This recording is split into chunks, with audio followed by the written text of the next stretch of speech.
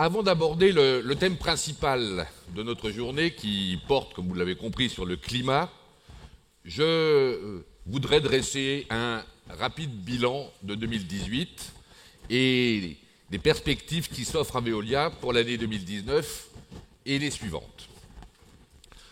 Au cours de 2018, qui était la troisième année de notre plan stratégique 2016-2019, notre groupe a poursuivi son avancée sur une trajectoire de croissance soutenue et rentable. Notre plan stratégique, vous le savez désormais, ce plan stratégique actuel, il repose sur deux piliers, la croissance et l'efficacité. La croissance pour essentiellement une croissance d'origine organique, complétée par des acquisitions ciblées de petite taille, afin de compléter notre empreinte géographique, mais aussi notre portefeuille de technologies. Et puis l'efficacité, grâce à nos programmes d'amélioration des performances opérationnelles et de maîtrise des coûts. Initialement fixés à 200 millions par an, nos objectifs d'économie ont été relevés à 300 millions pour 2018, et nous serons bien sûr au rendez-vous. Année après année, ce plan a porté ses fruits et il a rendu notre groupe plus fort, plus dynamique et, je crois, plus attractif. Alors, nos comptes 2018 ne seront publiés que le 21 février. Il convient donc d'attendre encore environ 2 semaines pour connaître nos résultats dans le détail. Mais je peux déjà vous dire qu'au cours du dernier trimestre, les tendances que nous avons connues lors des 9 premiers mois se sont poursuivies de manière semblable. Et l'année 2018 sera donc un exercice très satisfaisant, à la fois en termes de croissance de l'activité et en termes de résultats. Au plan commercial, dans toutes nos zones géographiques, nous avons remporté de nombreux contrats qui ont déjà ou qui auront demain un impact positif sur notre chiffre d'affaires futur. L'excellent taux de renouvellement de nos contrats qui étaient parvenus à terme, de même que ceux gagnés notamment dans les places fortes historiques de nos concurrents, je pense à Bordeaux l'an dernier ou à Nîmes cette année, ces conquêtes constituent un signe sans équivoque de la compétitivité de nos offres, de leur renouvellement également, et donc de l'attractivité de notre groupe.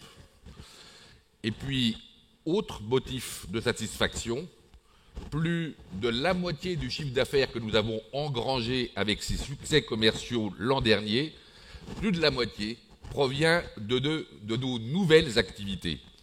Avec par exemple l'efficacité énergétique, à l'instar du contrat multi-utilité de 18 ans que nous avions signé en début d'année dernière avec Dupont aux États-Unis, ou bien la gestion des équipements industriels en fin de vie, avec par exemple l'ouverture récente d'une usine de démantèlement des navires dans la province de Canton, en Chine.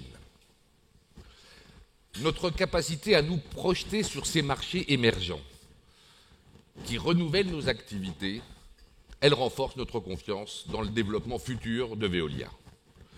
Et je vous en propose quelques images sur les principaux succès ou les principales actions menées en 2018.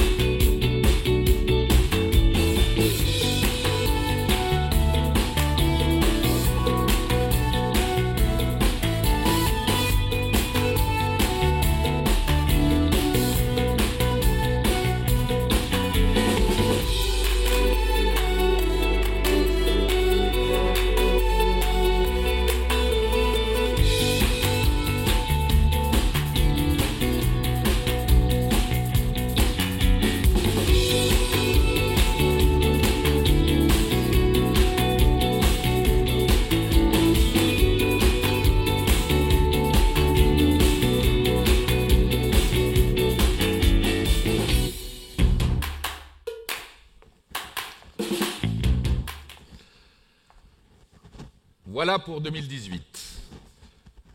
Tournons-nous maintenant vers 2019, qui sera la 4e année et la dernière de notre plan stratégique en cours.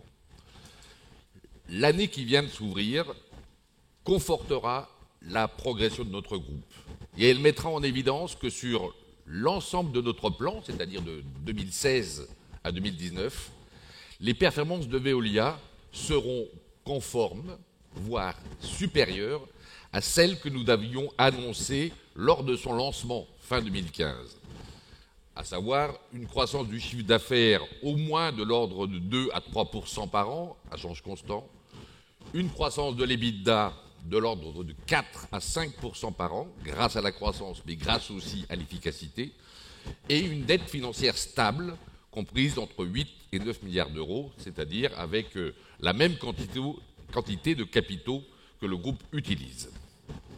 En d'autres termes, après 4 ans, Veolia est, au bout de 3 ans, et sera, au bout de 4 ans, au rendez-vous de l'ensemble de ses engagements pour toute la durée de ces 4 années.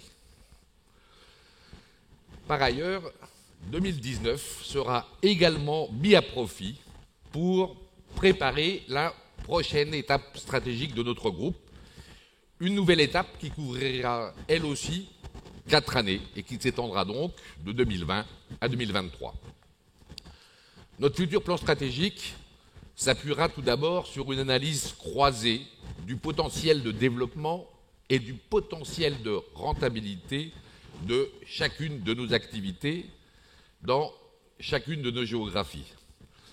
Et nous concentrerons nos ressources humaines, nos ressources financières, nos ressources technologiques, sur les activités qui présenteront le plus fort potentiel et de développement et de rentabilité afin d'accélérer vigoureusement ces activités-là. Et en revanche, les activités affichant le plus faible potentiel seront sans doute ralenties, voire cédées. Lors de l'élaboration de ce nouveau plan, les nombreuses innovations que nous avons lancées ces dernières années recevront une attention toute particulière, puisqu'elles préparent l'avenir de notre groupe, que ce soit en élargissant sa gamme technologique, en complétant sa chaîne de valeur ou en créant des relais de croissance supplémentaires, notamment géographiques. Vous connaissez déjà nombre d'entre elles, de ces innovations. Par exemple, le recyclage des huiles usagées, le recyclage des plastiques, celui des solvants, celui des batteries.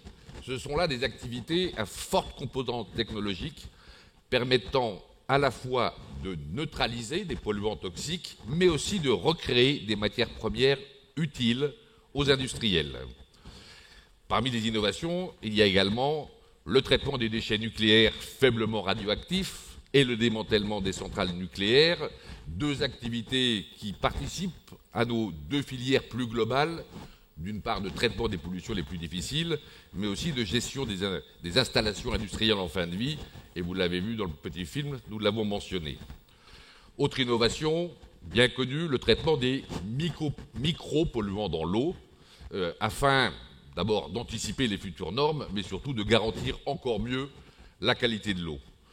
Ou bien la valorisation des déchets organiques en protéines que, vous vous en souvenez sans doute, nous avions présenté l'an dernier au Presday à la même époque. En 2018, nous avons continué sur cette lancée avec plusieurs autres innovations prometteuses, notamment, là aussi on l'a vu dans le petit film, le lancement de la première usine française de recyclage des panneaux solaires à Rousset, dans le sud de la France, ou bien la mise au point d'une nouvelle génération de robots autonomes et reposant sur les technologies d'intelligence artificielle dites en réseau de neurones, afin d'améliorer le tri des déchets, un point crucial, car le bon recyclage des déchets dépend d'abord de la qualité de leur tri.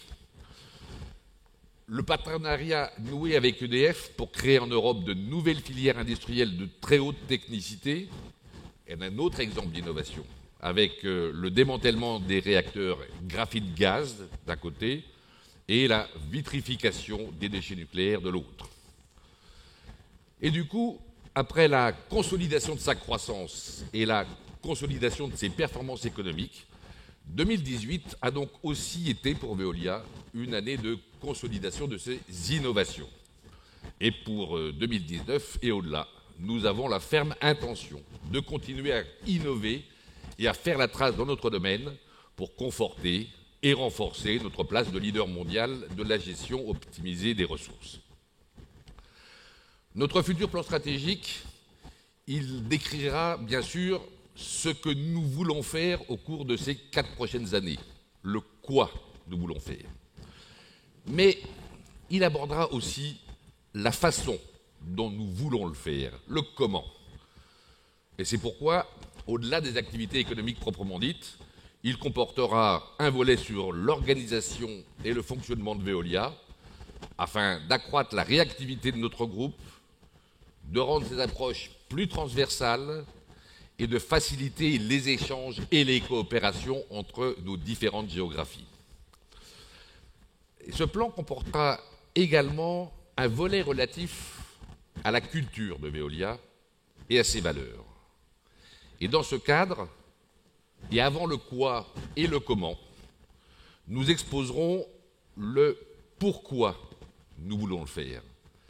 Et nous formulerons à cette occasion la raison d'être de notre groupe. La raison d'être ainsi que la loi Pacte invite les entreprises françaises à le faire, comme vous le savez. En partant de notre mission, ressourcer le monde, cette raison d'être précisera en quoi et comment notre entreprise est utile à tous ceux qui contribuent directement ou indirectement à sa marche. Notre raison d'être, ce sera notre projet, notre ambition pour que Veolia soit perçue comme utile, voire indispensable par ses clients, comme prospère et reconnaissante par ses actionnaires, et comme engageante et même passionnante pour ses salariés. Et c'est l'intérêt bien compris de notre groupe que d'expliquer ce qui l'anime et la façon dont il conçoit ses relations avec ses parties prenantes. Car de même que toute entreprise, Veolia ne peut pas se développer harmonieusement si toutes ses parties prenantes n'y trouvent pas un intérêt proportionnel à leur contribution au fonctionnement de notre groupe. Et à travers l'expression de sa raison d'être, je souhaite que Veolia apparaisse véritablement comme une entreprise inspirante. Inspirante pour ceux qui l'accompagnent, inspirante pour ceux qui participent à sa bonne marche, et inspirante également pour ceux qui l'observent et qui portent un jugement sur elle.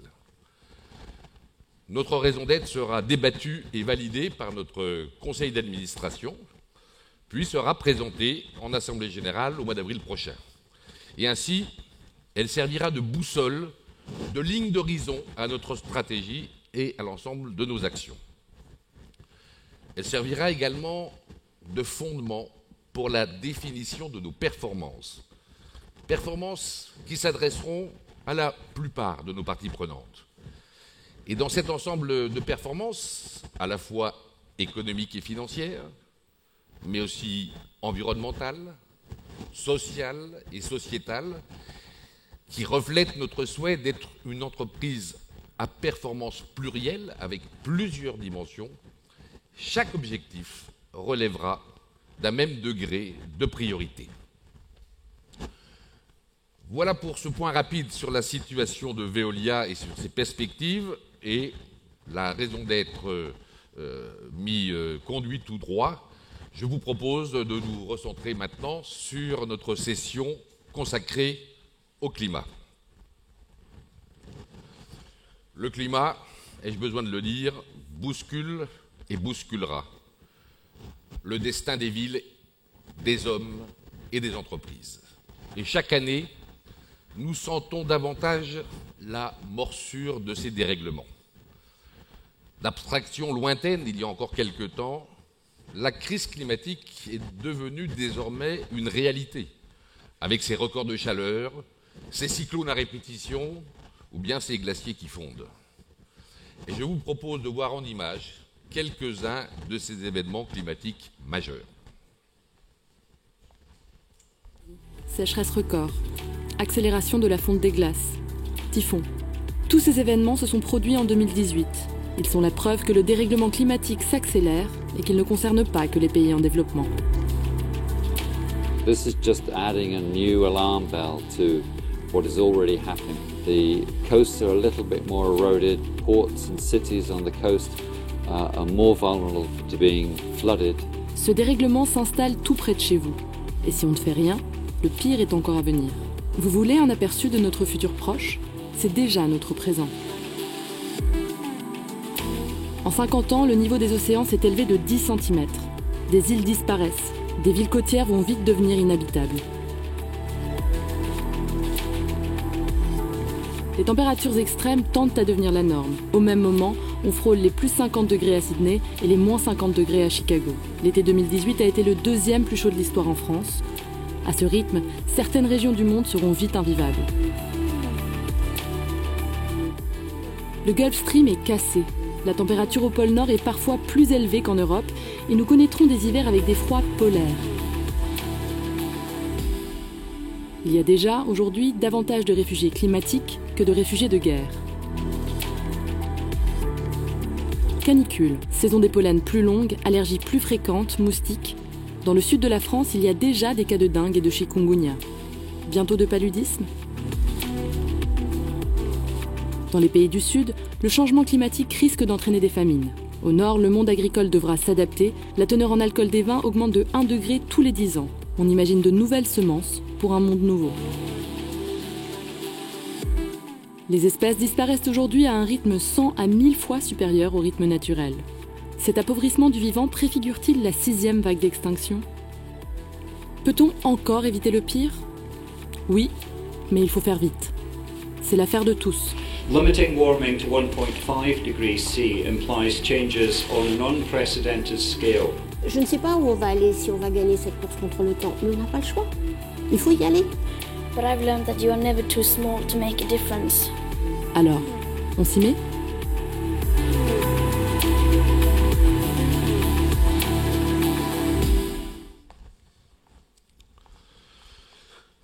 Vous le savez, plus nous attendons pour agir, plus notre dette écologique s'accroît. Et moins nous ferons d'efforts dès maintenant pour réduire nos émissions de CO2, plus nous aurons à en faire à très long terme pour nous adapter à des changements climatiques profonds. Pourtant, en dépit de l'urgence climatique, les actions à engager pour stabiliser à moins de 2 degrés la hausse des températures, ces actions, elles paraissent difficiles, voire impossibles à mettre en œuvre dans des délais impartis. Elles sont jugées souvent trop chères, quand bien même le coût du réchauffement serait d'ailleurs infiniment supérieur. Elles remettent en cause nos habitudes et notre mode de vie, que nous sommes réticents et sans doute trop lents à vouloir voir changer.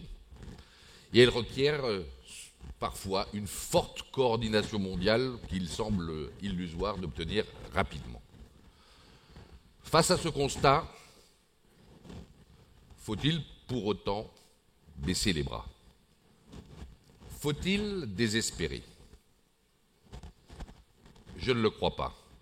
Je ne le crois pas et je suis même convaincu qu'il est encore possible de changer la donne en stabilisant le réchauffement avant que la nature décide à notre place au prix fort pour l'humanité. Même si le compte à rebours climatique est déjà largement entamé, je ne considère pas cette bataille comme perdue d'avance. Qui aurait cru d'ailleurs, il y a quelques décennies, que le monde de l'époque arriverait à remporter la lutte contre les émissions de gaz CFC, ceux qui créaient le trou dans la couche d'ozone il y a 25 ans, ou bien contre les pluies acides, celles qui détruisaient les forêts européennes. Nous y sommes parvenus. Et donc, malgré l'ampleur de la tâche à accomplir, décarboner l'économie est encore possible dans les délais requis par l'horloge climatique. Car parmi l'arsenal des solutions qui existent, toutes n'exigent pas de ressources financières énormes, n'exigent pas une remise en cause fondamentale de nos modes de vie, ou bien n'exigent pas non plus forcément une impérieuse coordination mondiale. Un bon nombre de ces solutions peuvent être appliquées dès aujourd'hui, sans délai, sans engendrer de coûts insupportables et sans forte complexité à gérer. D'autres, certes, doivent être adaptées et accompagnées de compensations afin de pouvoir être déployées progressivement et acquérir une portée significative à moyen terme. D'autres encore nécessitent des progrès substantiels sur les plans techniques, institutionnels, économiques, sociétal, pour pouvoir être réellement déclinées à large échelle. Et l'approche que nous vous proposons d'explorer aujourd'hui est une approche de ce qu'il est possible de faire dès maintenant pour limiter le dérèglement climatique. C'est une approche qui se veut à la fois optimiste et réaliste. Optimiste parce que réaliste, c'est-à-dire basée sur des faits concrets, sur des solutions éprouvées qui montrent que l'on peut commencer à décarboner des pans entiers du mode de vie actuel des hommes. Pour commencer, voyons quels sont les grands enjeux du dérèglement climatique. Et pour ce faire, j'invite Emmanuel Fage du cabinet Roland Berger à venir nous les décrire. Merci, Monsieur Frérot. Très heureux d'être avec vous aujourd'hui. Effectivement, nous avons réalisé une étude qui permet de quantifier un petit peu les enjeux de ces solutions. Bon, cela a été largement dit déjà, le réchauffement est une réalité observable. Vous voyez ici un graphe qui vous montre l'accélération des hausses de température, en particulier depuis les années 80. On est à peu près à 1 degré au-dessus, dès aujourd'hui, des températures que l'on constatait il y a encore quelques décennies. Au-delà, et de façon même plus inquiétante, au-delà du réchauffement, c'est vraiment le dérèglement climatique qui est important pour nos vies quotidiennes. Ce qu'on voit, c'est la multiplication des événements extrêmes. Vous avez vu la vidéo juste avant, il n'y a pas grand-chose à ajouter. Là, on a juste remis les épisodes de vagues de chaleur constatés en France. Les cercles violets représentent les épisodes constatés jusqu'en 1980, entre 1947 et 1980. Et les cercles bleus représentent ceux constatés depuis 1980. Il y a eu 15 épisodes de canicule depuis 1980, donc plus de 2 fois plus que ce qu'on a constaté dans les 30 ans qui précédaient. Et ce que montre ce graphe, c'est qu'en plus d'être plus nombreux, il y a plus de cercles bleus, ils ont aussi été plus longs. Vous voyez la durée en abscisse en jours, et ils ont été plus intenses. En ordonnée, en verticale, vous voyez les températures moyennes atteintes. Donc il y a, sans conteste possible, une accélération et une augmentation non seulement de la fréquence, mais de l'intensité de ces dérèglements climatiques. Qu'est-ce que ça veut dire en termes d'action, en termes de ce qu'il faut faire pour réduire les émissions et éviter la multiplication dans les années à venir de ce genre d'événements? On a représenté ici les grandes masses, gigatonnes, milliards de tonnes de CO2 équivalent, c'est le GT que vous voyez sur ces graphes. Aujourd'hui, nous émettons collectivement environ 53 milliards de tonnes d'équivalent CO2, donc 80% est du CO2, mais il y a d'autres gaz à effet de serre, comme vous le savez, qui contribuent également. Si on ne fait rien, si on maintient, disons, les politiques actuelles, on a déjà fait des choses, on ne dit pas qu'on n'a rien fait depuis 50 ans, mais on n'a pas fait assez. Et donc si on ne fait pas plus que ce qui est déjà lancé, on va arriver en 2050 à 66 milliards de tonnes. Donc il y a une augmentation tendancielle. On parle beaucoup du processus onusien et des actions que les pays ont promis de lancer. Pour vous donner une idée, on ne les a pas représentés sur ce graphe parce que c'est sujet à débat encore, mais on serait avec une courbe qui infléchit la croissance, mais qui continue à croître dans les premières années. Donc les politiques annoncées par les pays aujourd'hui ne suffisent pas. Si on veut maintenir l'élèvement moyen de la température à 2 degrés, il faut qu'en 2050, on n'émette pas plus de 26 milliards de tonnes. Donc ça veut dire que par rapport au niveau d'aujourd'hui, en 2050, pour être à 2 degrés, il faut déjà diviser par 2, en gros. Si on veut maintenant arriver à éviter, parce que ça c'est juste par rapport à aujourd'hui, hein, c'est par rapport à ce qu'on émet aujourd'hui. Si on se place maintenant par rapport au tendanciel et qu'on veut éviter d'atteindre ces fameux 66 gigatonnes, vous voyez que l'effort à faire est encore plus gros à cause du développement global de nos économies. Et donc là, il faut baisser de 40 milliards de tonnes par rapport à ce 66 milliards de tonnes en 2050, c'est-à-dire une baisse de plus de 60%. Voilà les enjeux. Et ça, c'est juste pour le scénario 2 degrés. Je ne vous ai pas commenté, mais vous avez vu qu'il apparaissait en dessous, le scénario 1,5 degré, qui est celui que préconise le GIEC. Donc il faut agir, il faut trouver des solutions pour réduire ces émissions. Ces solutions, des entreprises de l'énergie et de l'environnement qui couvrent les secteurs qui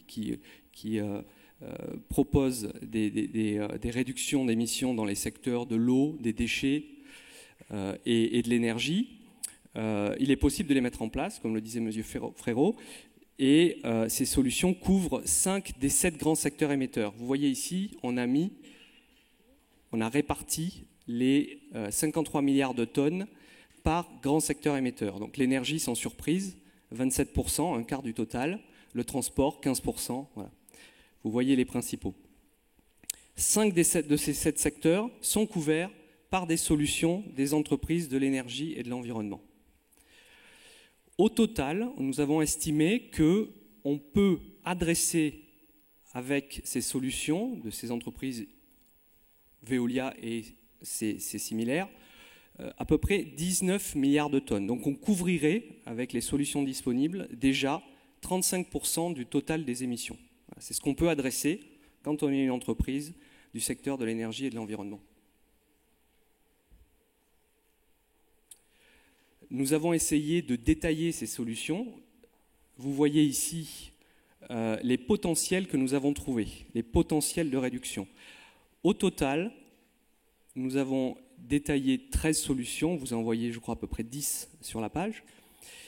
Et ces 13 solutions permettent de réduire de 11,7, donc en gros 12 milliards de tonnes de CO2 équivalent, les émissions actuelles. Donc on contribue, vous vous souvenez, j'ai dit qu'il fallait réduire de 40 milliards de tonnes en 2050 par rapport aux émissions tendancielles. Il faut passer de 66 milliards de tonnes à 26 milliards de tonnes.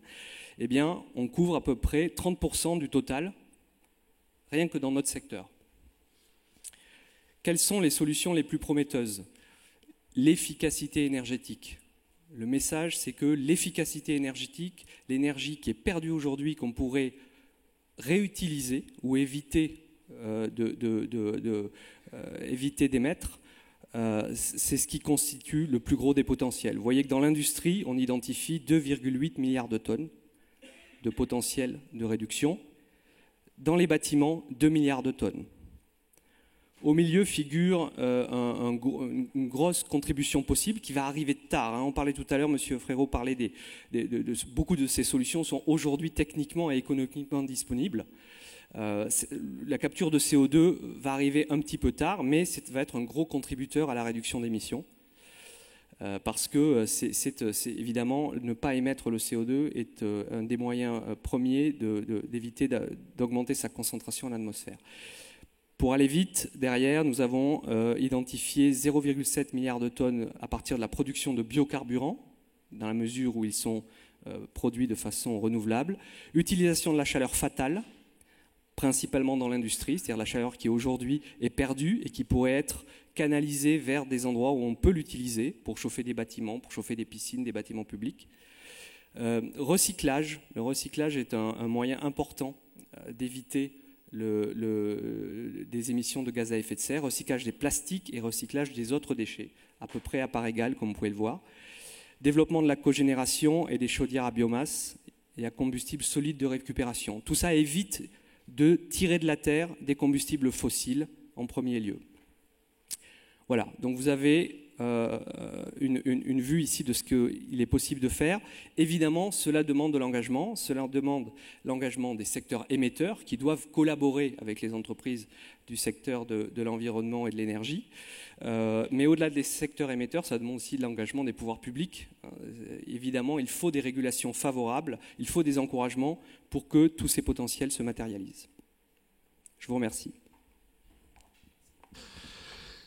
Merci, Monsieur Fage. Et vous l'avez entendu, il ressort de l'étude de Roland Berger que la contribution potentielle du secteur des services à l'environnement à la réduction des émissions, cette contribution, elle est significative. Bien sûr, si les solutions étaient appliquées sur l'ensemble de la planète.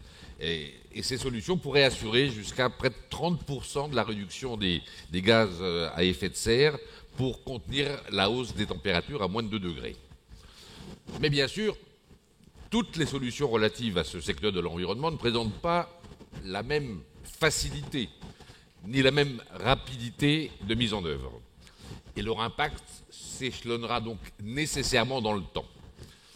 Dès lors, nous nous sommes concentrés sur 2 questions. Qu'est-il possible, à la fois possible et réaliste, de mettre en œuvre sur le court terme, sur le moyen terme ou bien sur le long terme? Et la deuxième question, pour quel impact? Et pour y répondre, nous avons passé les différentes solutions envisageables au crible de 4 critères d'accessibilité. D'abord, le premier critère, la maturité technologique des solutions. Quel est le stade de développement de cette solution? Peut-elle être déployée à l'échelle industrielle? Ou bien des améliorations substantielles de la technologie sont-elles encore nécessaires pour rendre possible son déploiement? Deuxième critère, cette fois la maturité commerciale de la solution. Celle-ci est-elle compétitive par rapport aux alternatives qui existent? Et si oui, à quelles conditions? Ou bien le marché dépend-il encore de subventions? Troisième critère, celui du soutien réglementaire. En d'autres termes, la réglementation freine-t-elle ou favorise-t-elle l'adoption de cette technologie? Est-elle suffisamment stable pour permettre aux investisseurs de s'engager sur des projets à long terme? Et enfin, quatrième et dernier critère d'analyse, l'impact de la solution sur l'emploi local. A-t-elle un impact positif ou négatif sur celui-ci? Et corollaire de cette question, la société est-elle prête à adopter une telle solution? À l'aune de ces 4 critères, les solutions du secteur de l'environnement présentent des niveaux de maturité différents. Aux 13 solutions d'atténuation qu'a évoquées M. Fage, nous en avons ajouté 2. 2 solutions, cette fois, non pas d'atténuation, mais d'adaptation. Le dessalement de l'eau de mer et la réutilisation des eaux usées. Et si une majorité des 13 plus 2, donc des 15 solutions étudiées, est mature, comme vous pouvez le voir sur cette planche, sur le plan technologique, la situation est beaucoup plus contrastée et les niveaux de maturité souvent moins avancés sur les aspects commerciaux ou réglementaires. Et en définitive, plusieurs catégories de solutions se dégagent en fonction de la rapidité avec laquelle elles pourront avoir un effet sur la réduction des émissions. Les solutions à court terme, tout d'abord, c'est-à-dire celles dont l'impact pourrait se faire sentir d'ici 2025, que nous avons ici. Ce sont par ordre d'impact décroissant sur la réduction des émissions. D'abord, et M. Fage l'a dit tout à l'heure, l'efficacité énergétique de l'industrie. Ensuite, le développement de la cogénération, la valorisation des déchets organiques, l'incinération des déchets non recyclables, l'augmentation du rendement des réseaux d'eau potable, ainsi que, pour ce qui est des mesures d'adaptation, le dessalement de l'eau de mer. Il y a ensuite des solutions, on va dire à cheval entre le court terme, horizon 2020-2025, et le moyen terme, 2025-2035. Parmi ces solutions, l'efficacité énergétique des bâtiments est sans doute la plus contributrice. mais il existe aussi la valorisation de la chaleur fatale des industries et des eaux usées, le recyclage des plastiques et le recyclage des déchets hors plastique. Ensuite, on peut avoir une troisième catégorie de solutions, les solutions à moyen terme, dont l'impact se manifestera plutôt autour de 2035. Le développement des chaudières biomasse, qui est une solution d'atténuation, mais aussi la réutilisation des eaux usées, solution, elle, d'adaptation. Et puis, il y a des solutions à plus long terme, dont l'impact se manifestera après 2035. Ce sont par exemple la capture du CO2, gros contributrice à la réduction, mais pas encore aujourd'hui mature, même techniquement, et le stockage de l'énergie. Parmi ces 15 solutions d'adaptation ou d'atténuation, je vous propose d'explorer plus en détail 6 d'entre elles, choisies d'abord parce que leur impact potentiel sur la réduction des émissions est significatif, mais aussi parce qu'elles sont suffisamment matures pour avoir un impact sur le court ou sur le moyen terme. J'ajoute qu'au-delà de leur impact en termes de réduction des gaz à effet de serre, ces solutions présentent toutes des bénéfices additionnels importants, notamment pour l'environnement, mais aussi pour la santé ou pour l'emploi. Et je préciserai ces bénéfices pour chacune des solutions, car ils peuvent influer sur l'intérêt de la rapidité de leur mise en œuvre. Alors, je commence par les solutions à court terme. Et parmi elles, la plus efficace, l'efficacité énergétique dans les industries. C'est sans aucun doute la plus intéressante pour réduire les émissions de gaz à effet de serre, puisque sa généralisation éviterait 2,8 milliards de tonnes de CO2 en 2050. En diminuant d'abord la consommation d'énergie primaire, mais aussi en améliorant l'efficacité de la transformation de cette énergie primaire dans l'énergie nécessaire au process industriel, ces solutions permettent de réduire les émissions. Et grâce à nos solutions, les sites de production industrielle peuvent tendre vers la neutralité carbone en jouant à la fois sur l'efficacité énergétique d'abord, mais aussi sur le verdissement de leur mix énergétique résiduel pour ce qui n'aura pas été économisé. D'un point de vue technologique, de nombreuses solutions existent et sont mises en œuvre avec succès, notamment grâce à l'exemple de nos logiciels d'optimisation. Grâce à ces systèmes, en gérant mieux les actifs industriels, il est possible de réduire leur facture énergétique de 10 à 15%.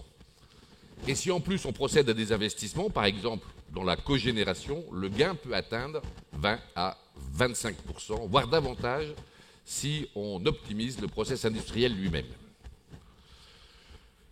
En plus des bénéfices sur le climat, l'efficacité énergétique contribue donc aussi à diminuer la facture énergétique des industriels et les préserve au moins partiellement d'une trop grande variation des prix de l'énergie classique.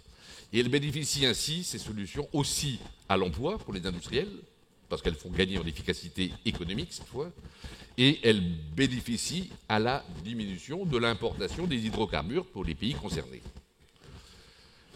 De telles solutions ont été appliquées par Veolia, et l'un des exemples les plus récents, c'est celui du site d'ArcelorMittal à Fos-sur-Mer.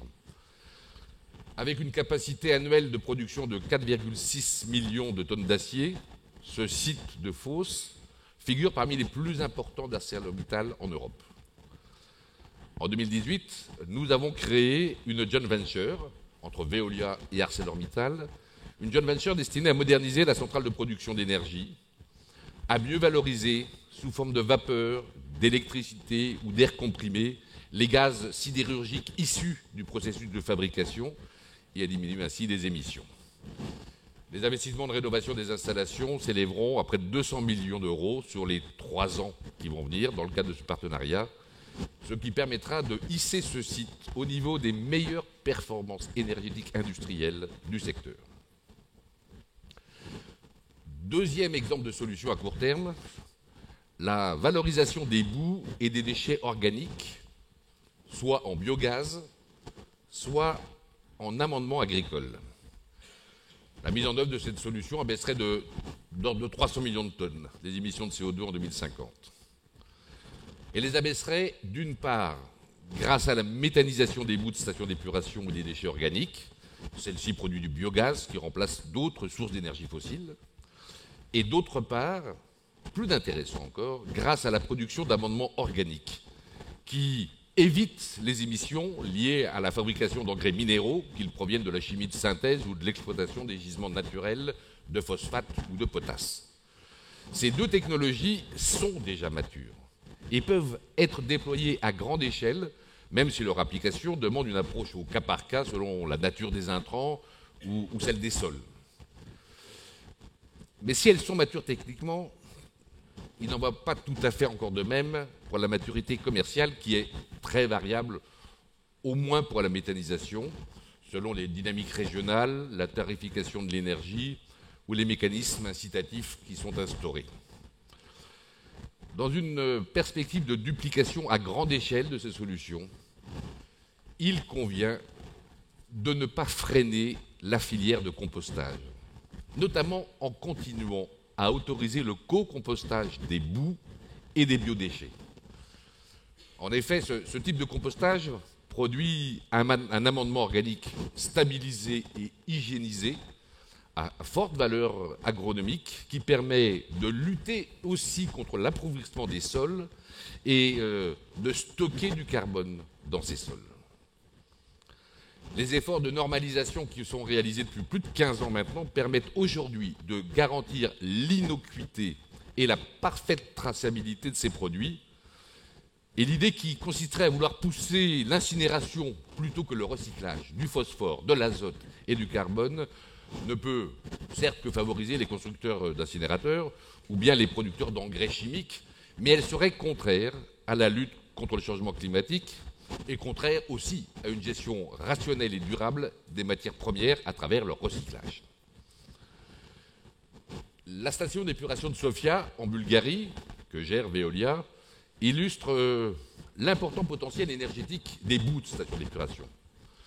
Alors qu'en général, de telles stations se rangent parmi les gros consommateurs d'énergie, cette station-là, à Sofia, elle est devenue une station à énergie positive grâce à la valorisation du biogaz issu des boues. L'an dernier, elle a produit 23% d'énergie de plus que ce qu'elle a consommé, le surplus ayant été revendu sous forme d'électricité aux gestionnaires du réseau public. Dans le domaine de la fertilisation organique, cette fois, Veolia se trouve en position de pointe grâce à ses filiales spécialisées comme CED et Angibault et grâce aux expérimentations que nous avions montrées l'an dernier.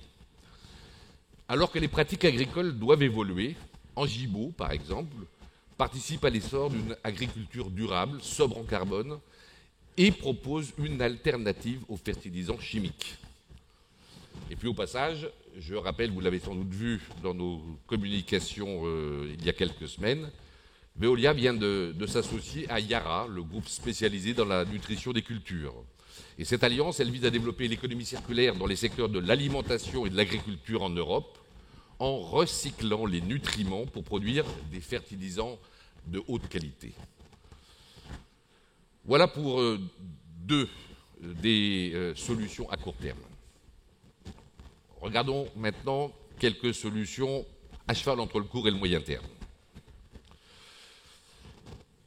La première d'entre elles, c'est l'efficacité énergétique des bâtiments.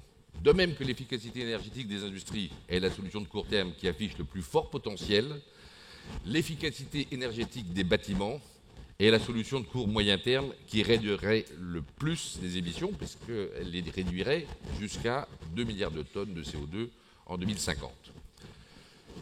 Les bâtiments, vous le savez, consomment de vastes quantités d'énergie, sous forme de chaleur, de froid, d'éclairage ou bien d'eau chaude.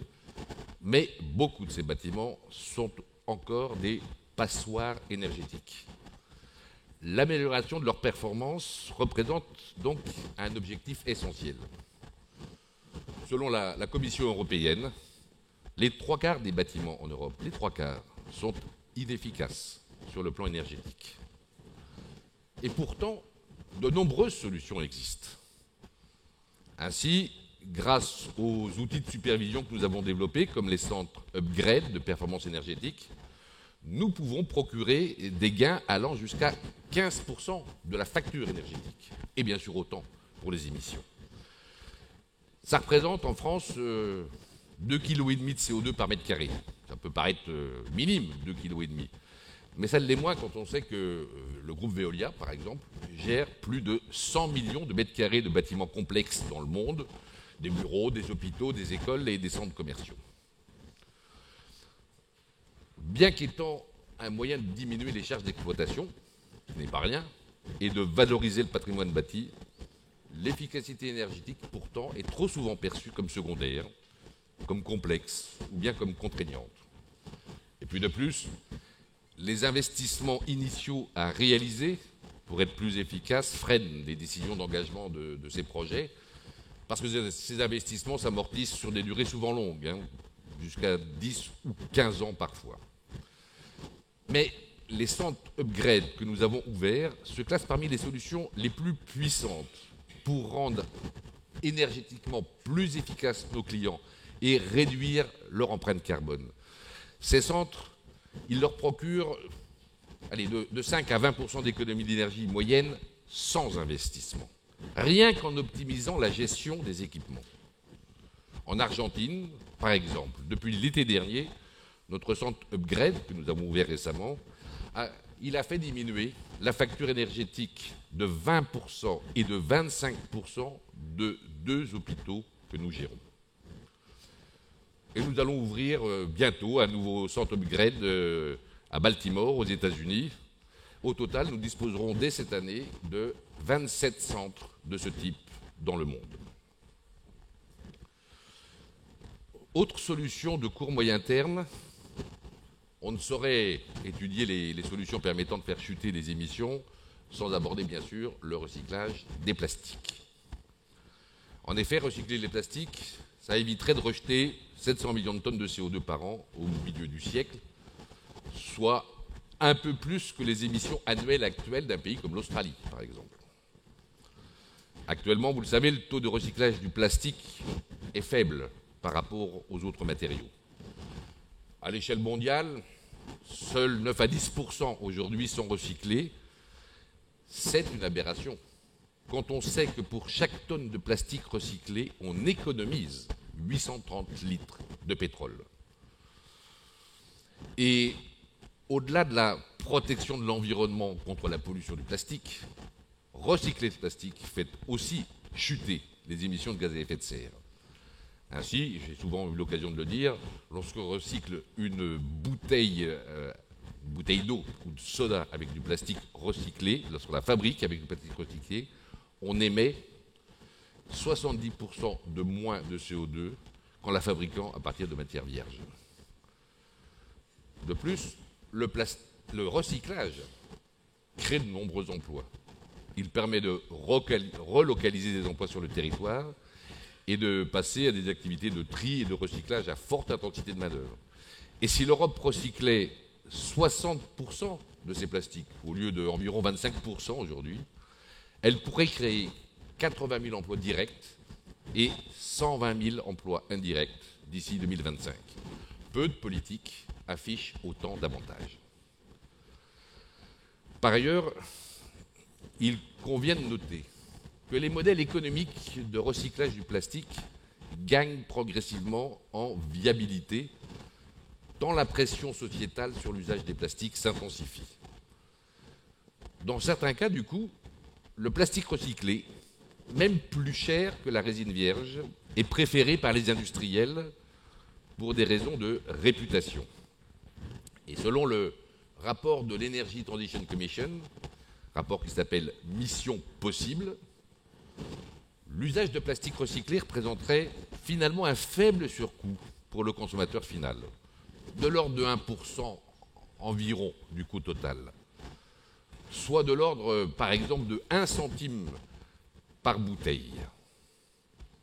Un surcoût que les consommateurs sembleraient aujourd'hui enclins à accepter si l'on croit le récent sondage ELAB, dans lequel 77% des Français interrogés se disent prêts à payer ce centime en plus s'ils ont la garantie que la bouteille est effectivement en plastique recyclé. Depuis 2016, dans le cadre d'une alliance, vous le savez, Veolia accompagne Danone dans sa politique climat. Danone s'est en effet fixé pour objectif d'atteindre 0 émission nette de carbone en 2050. Et dans ce cadre, le recyclage des plastiques joue pour Danone un rôle clé. Il se décompose en différents sous-objectifs, cet objectif global. Par exemple, l'utilisation de PET recyclés pour 100% des bouteilles d'Évian à horizon 2025 et d'un minimum de 35% de plastique recyclé, toujours en 2025, pour l'ensemble des marques du groupe cette fois. Dans cette perspective, nous avons notamment aidé Danone à orienter ses achats vers de nouveaux types d'achats durables et en particulier le RPET, le PET recyclé. Et nous allons prochainement passer à une étape supplémentaire que je suis aujourd'hui fier de vous annoncer. Il s'agit de la conception, de la construction et de l'exploitation d'une usine de recyclage des PET de qualité alimentaire en Indonésie. Sa mise en service est prévue en 2020 et avec une capacité d'environ 25 000 tonnes par an, cette usine, qui emploiera 70 personnes, servira les besoins de Danone et de sa marque Aqua dans le cadre d'un contrat de fourniture de granulés RPET d'une durée longue, enfin, 8 années et demie, qui permet donc un investissement conséquent. Et au cours des prochaines années, nos réflexions se poursuivront, notamment sur le RPET en Asie comme en Europe. Voilà pour le recyclage des plastiques, deuxième solution de court et de moyen terme. Venons-en maintenant aux solutions un peu plus longues, les solutions à moyen terme. La première d'entre elles que j'aimerais évoquer avec vous, c'est le développement des chaudières biomasse et à combustible solide de récupération, les fameux CSR. Ces chaudières produisent de la chaleur et de l'électricité à partir de la combustion de déchets ménagers ou industriels broyés et traités pour fabriquer les fameux combustibles solides de récupération, ou bien à partir de matières animales ou végétales, la biomasse.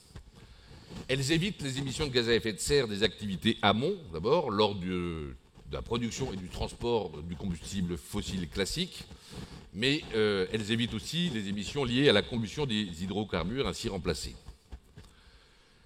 La valorisation des CSR a un potentiel de croissance important avec la réduction programmée des volumes mis en décharge et puis avec l'essor du tri et du recyclage qui a une conséquence, c'est l'augmentation des refus de prix, lesquels peuvent être préparés en CSR.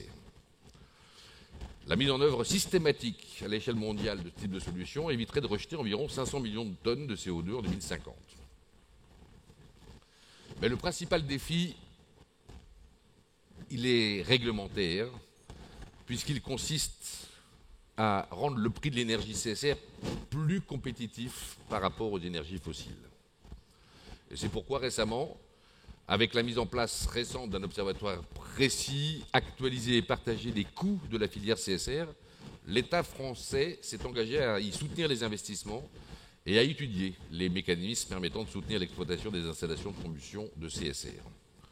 Et des projets seront donc accompagnés avec la volonté, je crois, réelle de créer les conditions d'une filière pérenne et économiquement viable.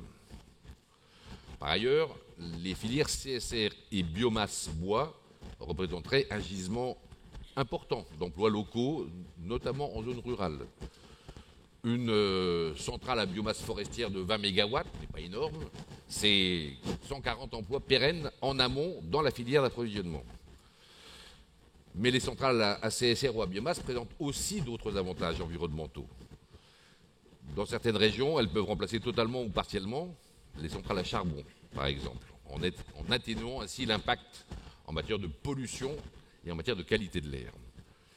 De plus, elles réduisent la dépendance des pays aux énergies fossiles importées. Et désormais, Veolia multiplie les références de conversion énergétique des centrales à charbon ou des centrales à biomasse, la conversion des centrales à charbon par des centrales à biomasse ou à CSR. On vous avait déjà souvent parlé de l'exemple de Pest, la ville de Hongrie de 160 000 habitants, qui possède le plus grand réseau de chaleur de cogénération, 100% biomasse en Europe, qui est géré par Veolia et que Veolia alimente à partir de paille et de bois. Mais nous avons récemment reconverti d'autres importantes installations. À Braunschweig, par exemple, en Allemagne, une centrale de cogénération alimentée par du biogaz issu des déchets organiques et une centrale à bois remplacent les anciennes installations qui fonctionnaient au charbon, au gaz ou au fioul. À Karviná et à Přerov, cette fois en République tchèque, sur ces deux sites, le charbon sera remplacé par un mix de biomasse CSR entre 2021 et 2023, ce qui divisera par près de 2 l'émission de CO2 de l'ensemble des installations de chauffage. Et ces deux exemples m'amènent à faire 2 remarques. Paille, bois, déchets de bois, ou encore grignon d'olive, comme vous l'avez vu tout à l'heure avec l'usine de Renault à Tanger, il existe une grande variété de sources de biomasse capables d'alimenter des centrales thermiques, électriques ou de cogénération. Il y a donc beaucoup à faire et beaucoup de potentiel pour ces techniques. Deuxième remarque, notre groupe participe activement au mouvement de bascule vers les énergies moins carbonées. C'est pourquoi il a pris des mesures pour faire passer progressivement aux combustibles alternatifs ces installations de production d'énergie qui fonctionnent encore parfois au charbon. Vis-à-vis des centrales à charbon existantes, le rôle d'une entreprise comme Veolia consiste à accompagner et à réaliser leur transition énergétique pour réduire les émissions de CO2 en veillant à ce que celles-ci soient économiquement viables, mais aussi socialement supportables. Le rôle d'une entreprise comme Veolia ne consiste pas à se débarrasser de ces installations en les cédant à un tiers extérieur qui serait indifférent aux émissions de carbone, ce qui améliorerait certes l'empreinte carbone de l'entreprise, mais n'améliorerait en rien celle des centrales ni celle de la planète. Deuxième solution à moyen terme sur laquelle je voudrais revenir, c'est cette fois la réutilisation des eaux usées. À la différence des autres solutions que j'ai précédemment détaillées, cette fois il s'agit d'une solution d'adaptation et non pas d'atténuation. Elle n'invite donc pas à diminuer les gaz à effet de serre, mais il y a quand même un point commun avec les solutions précédentes. De même que l'énergie, l'eau sera de plus en plus une eau alternative. Une eau alternative produite à partir de ressources non conventionnelles telles que les eaux usées, au lieu de provenir des rivières ou des nappes souterraines. Le reuse consiste à traiter une eau usée à un niveau supérieur à celui des eaux de station d'épuration, de façon à pouvoir la réutiliser sans risque et à limiter les prélèvements dans les ressources d'eau douce classiques. Les technologies de réutilisation des eaux usées sont éprouvées et matures aujourd'hui, d'où la multiplicité des projets destinés à donner une seconde vie à l'eau. Veolia en est le leader mondial en termes de capacité installée dans le monde. Peter Stocks vous a, je crois, présenté tout à l'heure le business case de Nestlé à Qingdao en Chine. C'est notre 3e référence de ce qu'on appelle la cow water, l'eau en provenance des vaches, avec cet industriel, après les 2 autres réalisations au Mexique et en Afrique du Sud. Nous savions déjà construire des usines zéro rejet liquide afin d'éviter toute pollution. Nous concevons maintenant pour Nestlé des usines zéro prélèvement et zéro consommation d'eau afin de diminuer les conflits d'usage de l'eau. Et dans les régions arides, l'eau est souvent trop rare pour n'être utilisée qu'une fois avant d'être restituée à la nature. Et en dépit des apparences, lorsqu'on pense eau usée, on doit systématiquement penser ressources en eau. Au plan économique, l'eau usée recyclée présente certains atouts. Elle est moins chère à traiter que le dessalement de l'eau de mer. 45 centimes le mètre cube de production, contre 75 centimes en moyenne, généralement avec une grosse usine de dessalement. De plus, c'est la seule ressource qui croisse avec les besoins et avec le développement, si on fait l'effort de collecter la totalité de l'eau consommée. Et enfin, elle est produite, cette nouvelle ressource, à l'endroit même où on en a besoin, juste un petit peu à l'aval des consommations. Par ailleurs, sur le plan géopolitique, le recyclage des eaux usées renforce l'indépendance hydrique des pays. Il leur donne accès à une ressource sûre, située chez eux, et donc à l'abri des rivalités interétatiques. Et en cette période de regain de tensions internationales, ce n'est pas un si petit avantage que cela. Pourtant, en dépit de tous ces atouts, cette technologie demeure encore assez largement sous-employée. À l'échelle mondiale, seulement 4% des eaux usées sont recyclées. En France, parce qu'on a quand même beaucoup d'eau douce, seulement 0,2%. En Europe, seulement 2%. En revanche, en Israël, 85%. C'est le pays le plus avancé dans ce domaine. 85% en Israël. Ça montre que c'est possible. Et que c'est souvent intéressant. Aujourd'hui, le principal frein à l'extension de ces pratiques, il est surtout réglementaire, alors que les réticences des populations qu'on avait quand même observées dans le passé, elles tendent progressivement à se réduire. D'ailleurs, la plupart de l'eau que nous buvons est une eau déjà recyclée. Faire du reuse, je vous rappelle, ça revient à accélérer simplement le phénomène de recyclage perpétuel de l'eau dans la nature. Et en été, lorsqu'il fait très chaud à Paris, l'eau que nous buvons a souvent été bue quelques jours avant à Reims ou en amont, et elle est repartie à travers la rivière, la Seine, avant que nous la reprenions pour faire de l'eau potable à Paris. Donc le recyclage des eaux usées, c'est tout simplement l'accélération d'un phénomène naturel. Voilà pour les 6 solutions parmi les 15 que je voulais un peu plus détailler avec vous. Et pour conclure, j'espère vous avoir convaincu que l'on peut encore changer la donne climatique. Écoutons tout d'abord une courte vidéo de Michal Kurtyka, qui est le président de la récente COP24 et qui a eu la gentillesse de partager avec nous son regard sur le défi que représente aujourd'hui la question climatique.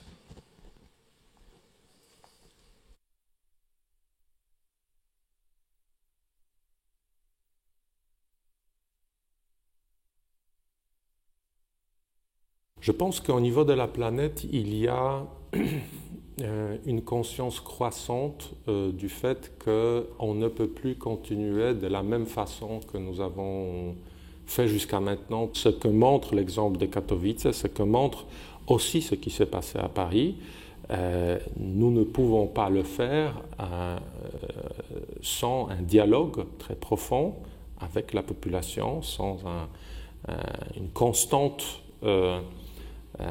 va-et-vient des informations, des discussions, des débats sur est-ce que oui ou non nous sommes prêts en tant que société à ce type de mouvement ou non. Essayons de nous comprendre, essayons de parler, essayons de trouver une bonne synthèse.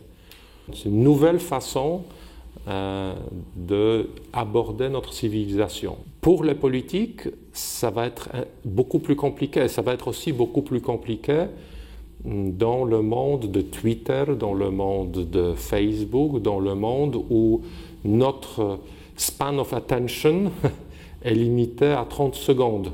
Comment expliquer les choses complexes en 30 secondes?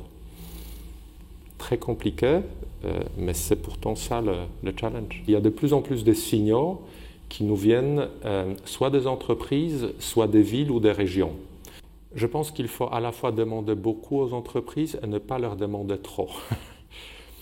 Demander beaucoup, ça veut dire demander de l'innovation, demander des business models innovants, demander de la recherche et développement, demander à ce qu'elles soient responsables dans leur action. Maintenant, est-ce qu'on peut dire les entreprises, voilà, on peut se contenter de dire que c'est sur les épaules des entreprises? Non. C'est à la gouvernance mondiale, donc dans le cadre des accords de Paris et de Katowice Rulebook, ou au niveau national, qu'on peut transformer les bonnes idées innovantes des entreprises dans des cadres de régulation qui leur donnent la possibilité de créer de la richesse.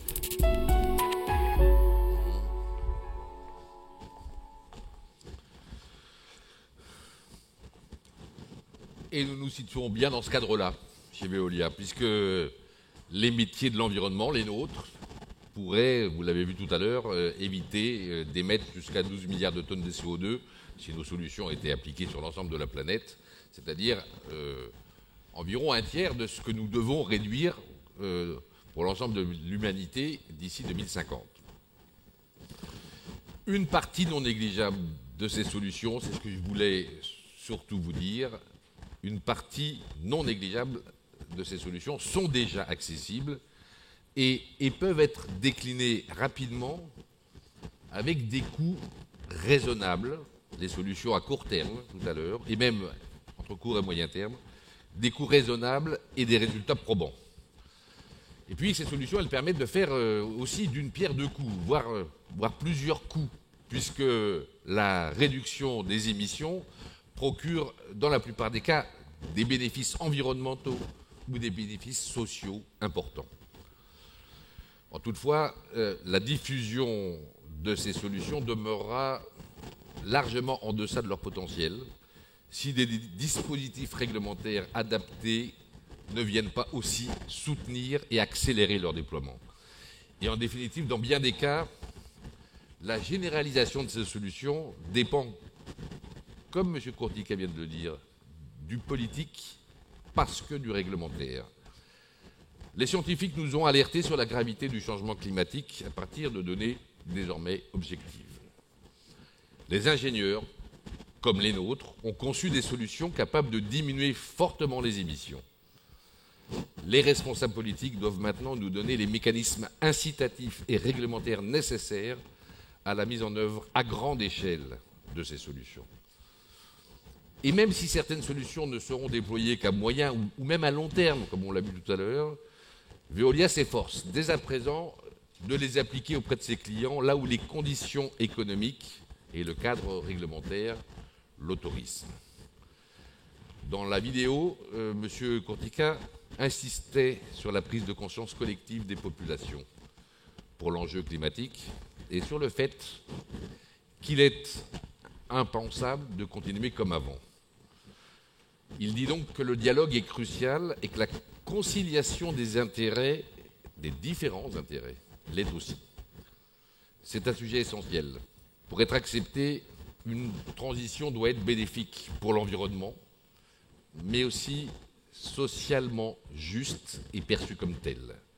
Et nous ne pourrons pas réussir la transition énergétique en négligeant son volet social. On le voit dans notre pays d'ailleurs depuis quelques mois. Il en va de même pour toute activité économique. Pour être acceptée, une activité économique doit aussi être juste et écologique et perçue comme telle par ses parties prenantes. À cet égard, nous avons mené avec ELAB donc une étude en fin janvier, l'étude que j'évoquais tout à l'heure, qui montre que, curieusement, 65% des Français considèrent que la transition écologique et l'amélioration du pouvoir d'achat sont compatibles. 65%.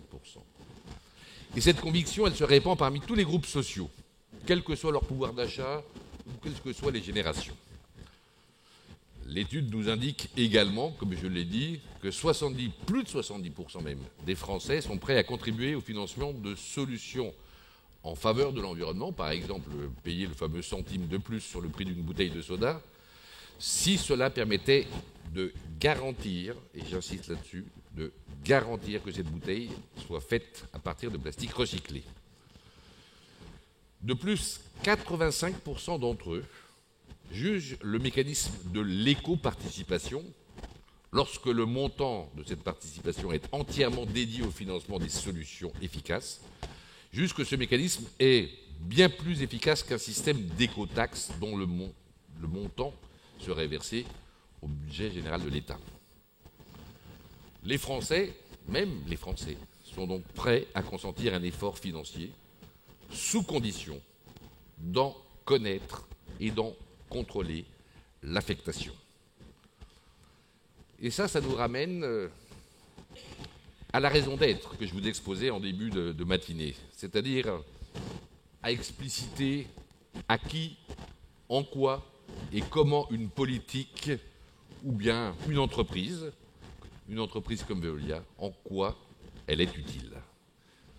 Et à vrai dire, peu de tâches sont aussi utiles que contribuer à relever les grands défis que connaît l'humanité au XXIe siècle.